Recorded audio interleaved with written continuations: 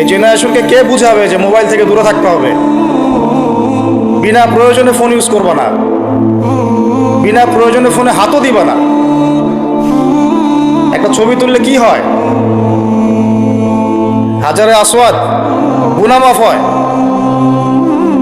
একটা ছবি তুললে কি গুনাহ মাফ হয়? কোনো নেকি হয়?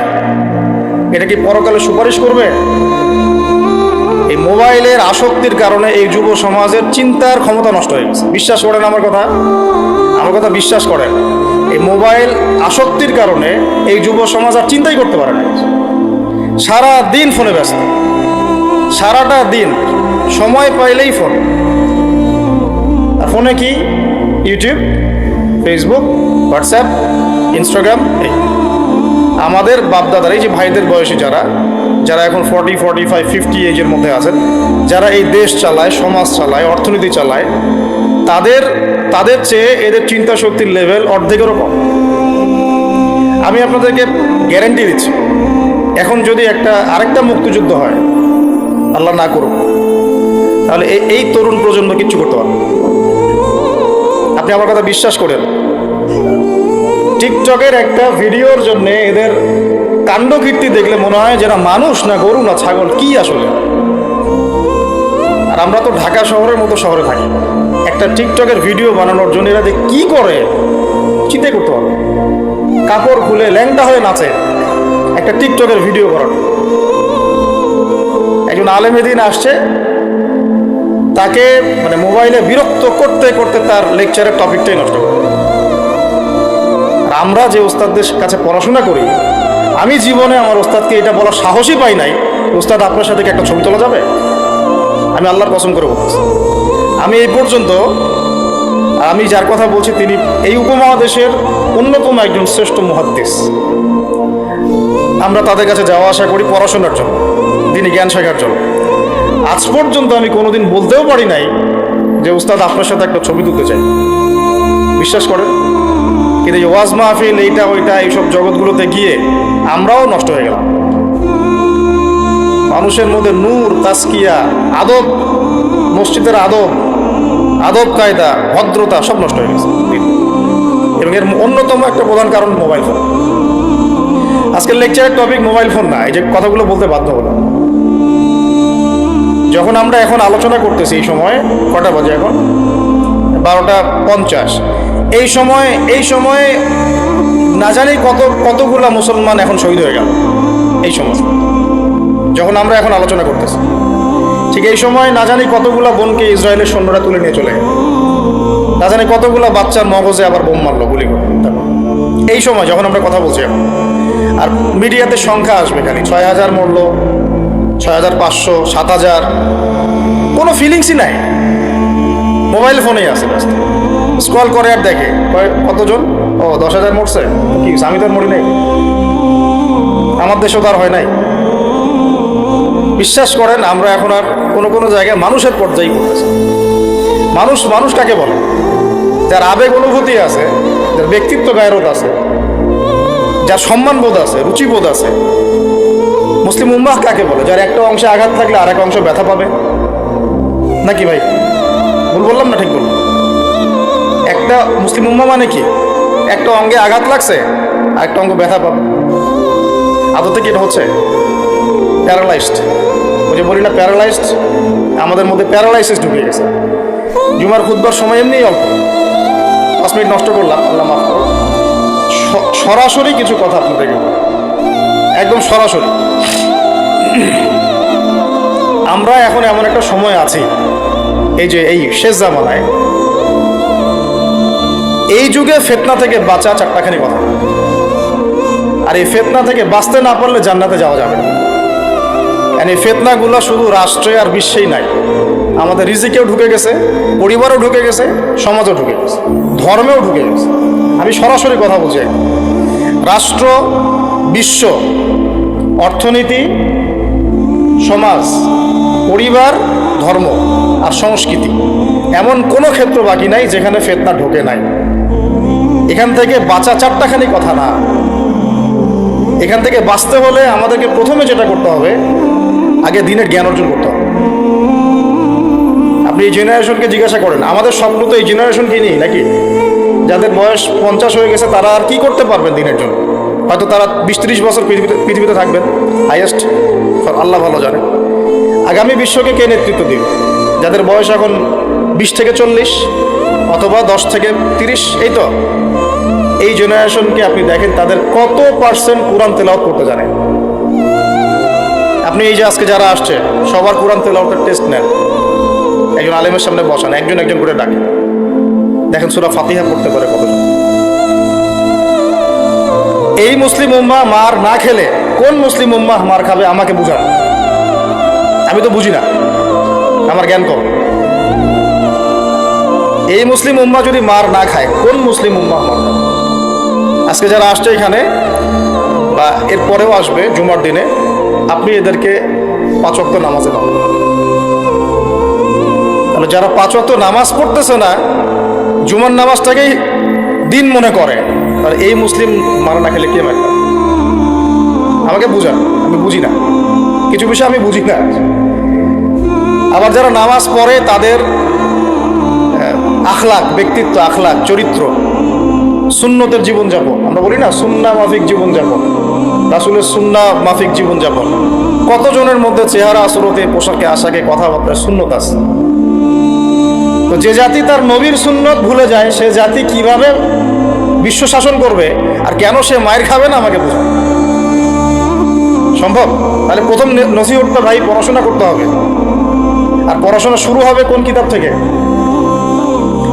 তাড়াতাড়ি কোরআন পড়া শুরু করেন, হাতে সময় কম, তাড়াতাড়ি শুরু করেন। প্রত্যেকটা জেলায় জেলায়, গ্রামে গ্রামে, ইউনিয়নে প্রত্যেকটা জায়গায় মসজিদ, মাদ্রাসা, মক্তব প্রতিষ্ঠা করেন। আছে, নাই তা না, অবশ্যই আছে, এটা আমাদের সৌভাগ্য। প্রত্যেক জেলায় মাদ্রাসা আছে, প্রত্যেক জেলায় মাদ্রাসা আছে, মহিলা মাদ্রাসা আছে, মক্তব আছে, আরো অনেক কিছু আছে, দারুল ইলমগুলো আছে। কিন্তু আমরা আমাদের সন্তানদেরকে পাঠাচ্ছি কি না? আমরা আমাদের বাচ্চা কাচ্চাদেরকে পাঠাচ্ছি কি না? আমাদের যুবকরা সেখানে আসে কি না? আপনারা তো ফ্যান্টাসিতে অনলাইনে দিন শিখতে চান। 3টা মাস কোনো আলেমের কাছে বসে কি ক্লাস করেছেন? কখন একটা কিতাব কি পড়েছেন? অনলাইনে একটা ভিডিও দেখে কি শিখবেন? অনলাইনে দিন শিখতে গেলে আপনি এটাই শিখবেন, অমুক যা বললো তমুকের বিরুদ্ধে, আর তমুক যা বললো অমুকের। অনলাইন এটাই শিখবেন আপনি। আর এটার পিছনে এক শ্রেণীর ইউটিউবার, ফেসবুকারও দায়ী। শুধু সে ব্যক্তি দায়ী তা না, এরাও, মিডিয়াও দায়ী আছে। অমুক যা বললো তমুকের বিরুদ্ধে, আর তমুক যা বললো অমুকের বিরুদ্ধে। মানুষ মজা পায়, ওর কন্টেন্টের ভিউ বেশি হয়, কামাই বেশি, দিনের তো ক্ষতি হয়ে গেল। আম জনগণের মধ্যে ইসলাম সম্পর্কে বিরূপ ধারণা সৃষ্টি হবে। আসল লক্ষ্যটা কি জানেন? ওই যেখানে আমাদের ভাইরা এখন মার খাচ্ছে না, ওই ফিলিস্তিন, ওই জেরুজালেম হচ্ছে আমাদের আসল লক্ষ্য। ওইটাই পৃথিবীর এমন একটা জায়গা যেখান থেকে সভ্যতা শুরু হয়েছে পৃথিবীতে। মক্কা থেকে শুরু হয় নাই, ওই ফিলিস্তিন থেকে পুরো বিশ্বে সভ্যতা শুরু হয়েছে। আজকে থেকে এটা 10,000 বছর আগের কথা, ওখান থেকেই শুরু হয়েছে। আর ওখানেই পৃথিবীর শেষ হবে। ওইখানেই যতক্ষণ পর্যন্ত ঈসা আলাইহিস সালাম না আসছেন এবং ইসলামী খেলাফত আবার কায়েম না করছেন, কিয়ামত হবে না। এই যে আসল জায়গাটা থেকে আমাদেরকে সরাই দেওয়া হয়েছে না? কয়জন ভাবে এটা নিয়ে? কয়জন জানে বা এটা নিয়ে? জানেই বা কয়জন? কিছু মানুষ আছে সারা জীবন হাত বাঁধা নিয়ে আপনাকে ব্যস্ত করে রাখলো। বাঁধবেন কোথায়? এখানে বাঁধবেন, এখানে বাঁধবেন, এইভাবে বাঁধবেন, এইভাবে বাঁধবেন, 5টা-6টা জায়গা নিয়ে ক্যাচাল করতে করতে করতে হায়াতই শেষ হয়ে যাবে। মনে করেন এক ভাইয়ের হাত নাই, এইভাবে দাঁড়া দাঁড়া নামাজ পড়তেছে, নামাজ হবে না? হবে না? আমার হাত আছে, আমার এখানে একটা ফোড়া উঠছে, মনে করেন সত্যি সত্যি উঠছে, এটা মিথ্যা বলছি না, তা আমি এভাবে নামাজ পড়বো, হবে কি না? হবে না? হাত বাঁধেই নাই সে, হবে না? হবে না? আর যখন বোম পরে জান থাকবে না, তখন হাত বেঁধে কি করবে? যখন উম্মার মধ্যে মারামারি, কাটাকাটি, বিভক্তি, আর কাফেররা এসে উম্মার সাথে যুদ্ধ করা শুরু করবে, তখন হাত বাঁধে নিয়ে ব্যস্ত হয়ে থাকবে। এই ব্যস্ত আছেন বলেই তো হাতে অস্ত্র ধরতে পারছি না। এক ভাই খুব সুন্দর কথা বলছে যে ইসরায়েলের উচিত যে বাংলাদেশ থেকে এরকম কিছু শায়েক এবং মানুষকে হায়ার করা, এবং এদেরকে ফিলিস্তিনে ছড়িয়ে দেওয়া। তাহলে জীবনেও ফিলিস্তিনিরা আর অস্ত্র হাতে নিতে পারে, ওরা এগুলো নিয়েই ব্যস্ত থাকবে।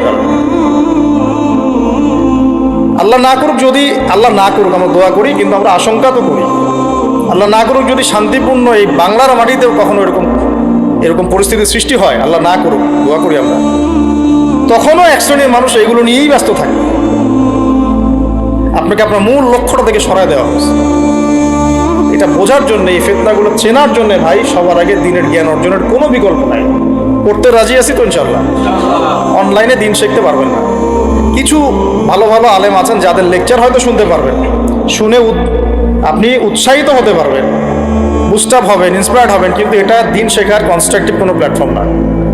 আপনাকে খাতা কলম নিয়ে ওই স্কুল কলেজের মতোই আলেমদের কাছে আসতে হবে, সিলেবাস রেডি করতে হবে, সিলেবাসে পড়তে হবে, পড়ার জন্য জায়গা দরকার, মাদ্রাসা দরকার, মসজিদ দরকার, বক্তব্য দরকার, এগুলো আপনাদেরকে করতে হবে। আর যেখানে আছে সেগুলোকে আবাদ করতে হবে। যেমন মসজিদ করেছেন, আবাদ করেন এটা। মসজিদ মানে নামাজ পড়ে দরজা বন্ধ করে রেখে দিব, এর নাম মসজিদ? মসজিদ মানে এখান থেকে দিনের দাওয়াতটা ছড়াবে, দিনের শিক্ষাটা ছড়াবে, তাই নয় কি? আল্লাহ রসুল কি মসজিদ সাল্লাল্লাহু আলাইহি ওয়াসাল্লাম মসজিদ প্রতিষ্ঠা করে শুধু নামাজের সময় খুলতেন আর নামাজের পরে বন্ধ করতেন? 24 ঘন্টা এখানে ইবাদত, আমল, তাসকিয়া, জিকির, আজকার হতো না? এখনো তো মদিনায় হয়। মক্কা মদিনা কি এখনো বন্ধ থাকে 1 মিনিটের জন্য? এখানে দার্স হচ্ছে, ওইখানে নামাজ হচ্ছে, ওইখানে আলোচনা হচ্ছে, চলতে থাকে সবসময়। এটা হলো মসজিদের ফাংশন। এই মসজিদ আবাদ করেন, মাদ্রাসাগুলো আবাদ করেন, আপনার ছেলেকে মসজিদে পাঠান, মাদ্রাসায় পাঠান, বক্তব্যে পাঠান। ইয়াং জেনারেশন স্পেশালি আপনারা সিলেবাস ভিত্তিক পড়াশোনা করেন। এই ফ্যান্টাসি দিয়ে কিচ্ছু হবে না, আবেগ দিয়ে, ফ্যান্টাসি দিয়ে কাজের কাজ কিছু হবে না। খুব আবেগ লাগতেছে, খুব কষ্ট হচ্ছে আমার ফিলিস্তিনের জন্যে, খুব কষ্ট হচ্ছে পুরো বিশ্বের প্রেক্ষাপটে মুসলিমদেরকে দেখে, কিন্তু আপনি তো ইসলাম সংশোধনের দিকে আসছেন। মাঝে মাঝে নামাজ পড়ছেন, কোনো রকম 5 ওয়াক্ত নামাজ পড়লেও সুন্নাহ মাফিক জীবনযাপন করছেন না, জিনায় লিপ্ত হয়ে যাচ্ছেন, সুদ খাচ্ছেন, অর্থনৈতিক জীবনের কথা বলছি, এখানে সুদ খাচ্ছেন, ব্যবসায় প্রতারণা করছেন, রাজনীতি করতে গিয়ে আপনি তাগুতের দিকে চলে গেছেন। এক কথায় তাগুতের দিকে। তাগুত মানে আল্লাহ বাদ দিয়ে যার উপাসনা করা হয়। আমরা এখানে আল্লাহ পাকের বিধানের দাসত্বের চাইতে মানব রচিত বিধানের দাসত্ব বেশি করেছি, করছি, এখনো করছি, করে যাচ্ছি। কিছু করার নাই, কারণ পুরো বিশ্বটা এইভাবেই তো ফাংশন করা। যাদের গলায় জাতিসংঘের দড়ি আছে এরা তো এখান থেকে বেরোতে পারবে না, পারবে না। তাহলে ওদের আন্ডারে যে রুলস অ্যান্ড রেগুলেশনস, এর আওতায় তো চলতে হবে। কিন্তু শিরক হয়ে গেল, এখানেও শিরক হয়ে গেল। মার না খাওয়ার কোনো কারণ নাই আমাদের এখন এই পর্যন্ত যে আমরা শান্তিপূর্ণভাবে নামাজ কালাম পড়তে পারছি আল্লাহ পাকের রহমত। বিশ্বাস করেন, আল্লাহ পাকের খাস রহমত। জানি না কত বছর এই রহমত থাকবে এভাবে, যদি আমরা সতর্ক না হই। সতর্ক হওয়ার জন্যই বলছি ভাই, এগুলো নিয়ে আমরা অনেক ভাবি, না বুঝে না জেনে একটা শব্দ বলছি না। আল্লাহর কসম, আমি না বুঝে না জেনে না স্টাডি করে একটা কথা বলেছি। শেষ জামানার সবচেয়ে ইম্পর্টেন্ট জায়গা ওই প্যালেস্টাইন, ওই ফিলিস্তিন, জেরুজালেম।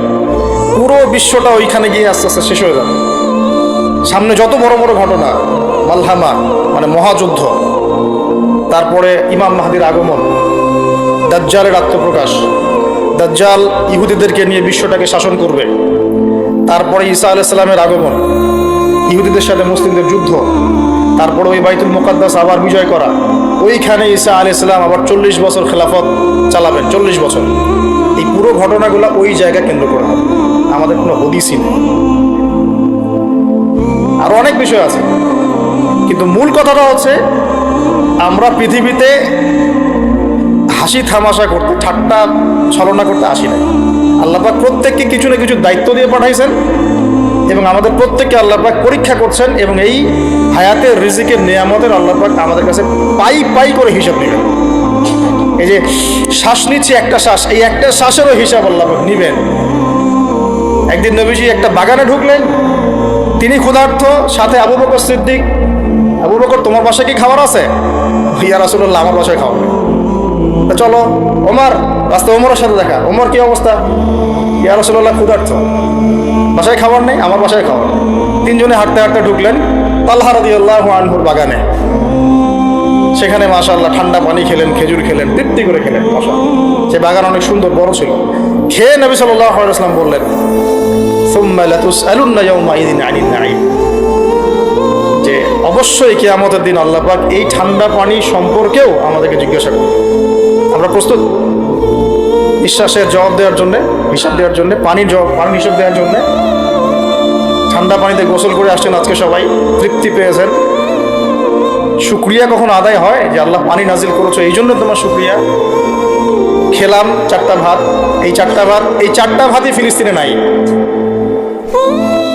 আমার কথা বিশ্বাস করেন, কথাগুলো আমি কলিজা থেকে বলছি। আমি জীবনে খাবার হাতে নিয়ে 2 দিন কেঁদেছি। একদিনের ঘটনা আমি বলতে পারবো না, এটা কিয়ামতের মাঠে দেখা যাবে। অনেক বাধ্যবাধকতা আছে, আমরা বলতে পারবো। তবে খাওয়ার কথা ছিল আমার খিচুড়ি। আমার সাথে 3-4 জন গেস্ট ছিল। আমি বাসায় ফোন করেছি, আমার সাথে গেস্ট আছে, কি রান্না করলে ভালো হয়? বললাম খিচুড়ি করলে ভালো হয়, খেয়ে ফেলবে তাড়াতাড়ি। ওই খিচুড়ি খাওয়া হলো না, কোনো একটা কারণে খাওয়া হলো না। একদিন পর সেই খিচুড়ি খেতে পারলাম। দেখলাম যে একদিন পর যে খাবারটা আমার কাছে এসেছে এটা খিচুড়ি, যে এই খিচুড়ি আমার বাসায় খাওয়ার কথা ছিল। ওই দিন ওইটা দেখে আমার চোখ দিয়ে পানি পড়লো যে এই খাবারটা আমার এখানে খাওয়ার কথা ছিল, অন্য কোথাও খাওয়ার কথা ছিল। আর একদিন এই যে 8 তারিখ না 9 তারিখে যখন আমরা আমার বাসায় খাবার নিয়ে আসছে, রোজা খুলে তো খাইতে ভালো লাগে নাকি বলো? ইফতার করার পরে খাবারটা খেতে ভালো লাগে না? শান্তি লাগে। রুটি, গরম গরম রুটি, খাসির গোশত, খুব ফেভারিট খাবার মুসলিমদের। বিশ্বাস করেন খেতে পারতেছি না, মিথ্যা কথা বলছি না, আর ফখর করেও কিছু বলছি না, আল্লাহর কসম, আল্লাহ সাক্ষী। কারণ আমাদের বাচ্চারা তো খেতে পারছে না ওখানে, আমার বোনরা খেতে পারতেছে না, আমার ভাইরা খেতে পারতেছে না। ওরা খাচ্ছে একটা জিনিসই, বুলেট আর আকাশ থেকে বোম। আমরা তৃপ্তি করে খাচ্ছি, একবার ফিকিরও হয় না যে এর জন্য আল্লাহ শুকরিয়া আদায় করতে হবে, আমাদের কৃতজ্ঞতা স্বীকার করা উচিত, ওদের কষ্টে আমাদের ব্যথিত হওয়া উচিত। খাবারটুকু পাঠাতেও তো পারছি না, যে আমরা সবাই 10-20 টাকা করে তুলে 1 কোটি টাকা ফান্ড একটা কালেক্ট করে পাঠাই দিব, এই সুযোগটাও তো পাচ্ছি না। এত সহজ কি ব্যাপারটা? কে যাবে, কে দিবে? আর যারা কাজ করছে তারাও অথেন্টিক কিনা, আসলেই জায়গায় যাচ্ছে কিনা, ওরা পাচ্ছে কিনা, চতুর্দিক থেকে অবরুদ্ধ জায়গা। আমরা সবাই মিলে আমাদের ভাই বোন শিশুদেরকে ওখানে মরার জন্য ছেড়ে দিয়েছি, এটাই সত্য কথা। এবং এর জন্য পুরা উম্মাহকে জবাব দিতে হবে, পুরা উম্মাহকেই জবাব দিতে হবে। সবচেয়ে বড় জবাব দিতে হবে আরবের নেতাদেরকে, আশপাশের যারা নেতা আছে এদেরকে। আরবের যে নেতারা আছে এদেরকে বিগত 70 বছর ধরে ওরা যা যা করেছে এর উত্তর দিতে হবে, জবাব দিতেই হবে, কোনো উপায় নাই। আমাদেরকেও দিতে হবে, প্রত্যেক রাষ্ট্রপ্রধানকে দেওয়া লাগবে। যে লিখতে পারতো লিখে নাই তাকে দেওয়া লাগবে, যে বলতে পারতো বলে নাই তাকেও দেওয়া লাগবে, যার অস্ত্র দেওয়ার ক্ষমতা ছিল দেয় নাই তাকেও বলা লাগবে, যার মিলিটারি পাওয়ার ছিল সে চাইলে ওখানে ইন্টারভেন করতে পারতো সে করে নাই তাকেও বলতে হবে। আর যারা ওদের সাথে আতাত করে বন্ধুত্ব করেছে এরা তো মুনাফিক, টাটকা মুনাফিক, পাক্কা মুনাফিক। এরাই তো তারা যারা কাফেরদের সাথে জাহান্নামের তলদেশে থাকবে, মুসলিমদেরকে বাদ দিয়ে মুনাফিক ইহুদি খ্রিস্টানদের সাথে বন্ধুত্ব করেছে। যে ইহুদি খ্রিস্টানরা আমাদের ভাই বোনদেরকে মেরে ঝাঁঝরা করে ফেলাচ্ছে, আমি ওর সাথে বন্ধুত্ব করতে পারি? কি বলে আপনাদের ইমান? আর এই কথাগুলো কি উগ্রবাদী কথা হয়ে গেল? এগুলো সত্যি কথা। আর সত্যি কথা বলার পরে কি হবে সেটা তো দেখার দরকার নেই, আল্লাহর কাছে আমাকে জবাব দিতে হবে, এটাই আমার ফিকির। তো যারা দোয়া করতে পারবে তারা যদি দোয়া না করে আল্লাহর কাছে জবাব দিতে হবে। যারা বলতে পারে যদি না বলে আল্লাহর কাছে অ্যান্সার দিতে হবে। যারা খাবার পাঠাতে পারতো তারা পাঠায় নাই, আল্লাহর কাছে অ্যান্সার দিতে হবে। একটু ভেবে দেখেন না, আপনার যদি একটা বাচ্চা কখনো এমনি মারা যায় তাহলে আপনার কেমন লাগবে? আল্লাহ না করুন। একটা বাবার জন্য সবচেয়ে কষ্টের কোন সময়টা বলেন? নিজের সন্তানকে দাফন করা। আমরা তো কখনো করি নাই এটা, আমরা বুঝবো কিভাবে? যে ঘুমটাওয়ালা কিছু লোক বসে বসে অনলাইনে বলতেছে যে এগুলো ফিতনা, এটাই। ওরা কি কখনো নিজের সন্তানকে দাফন করেছে নাকি? কখনো কষ্ট স্বীকার করেছে নাকি? কখনো রিমান্ডে গিয়েছে নাকি? মায়ের খেয়েছে নাকি? কখনো জেল খাটছে নাকি? ও তো সুখে আছে, 3 বেলা খাচ্ছে যাচ্ছে, মাশাআল্লাহ, সুখে শান্তিতে জীবনযাপন। ও কি বুঝবে উম্মার কষ্ট? ও কি বুঝবে বাচ্চাদের কষ্ট, এই মা বোনদের কষ্ট? আর আমরা সর্বোচ্চ বলতে পারতেছি ব্যাস, কিন্তু সচেতনতা তো তৈরি করা দরকার। আপনার ছেলে যদি বলে ওখানে কি হচ্ছে, ওকে বলা উচিত, বাবা ওখানে কিছু শয়তান আছে, যে শয়তানগুলা আমাদের নিরীহ বাচ্চাদেরকে মেরে ফেলছে। তুমি যখন বড় হবা তোমাকে আল্লাহ পাক সামর্থ্য দিলে তুমি শয়তানগুলোকে মেরে ফেলবে। বাচ্চাকে শেখানো উচিত। ওরা 100 বছর থেকে ওদের বাচ্চাকে এগুলো শিখাইছে। ওরা 100 বছর থেকে ওদের বাচ্চাদেরকে শিখাইছে যে মুসলমানরা হচ্ছে পৃথিবীর সবচেয়ে জঘন্য প্রাণী, ওদেরকে যখনই দেখবা তখনই মারবা, ওদেরকে ওদের সাথে শত্রুতা করা তোমার উপর ফরজ। এটা ওরা শিখাইছে ওদের বাচ্চাদের।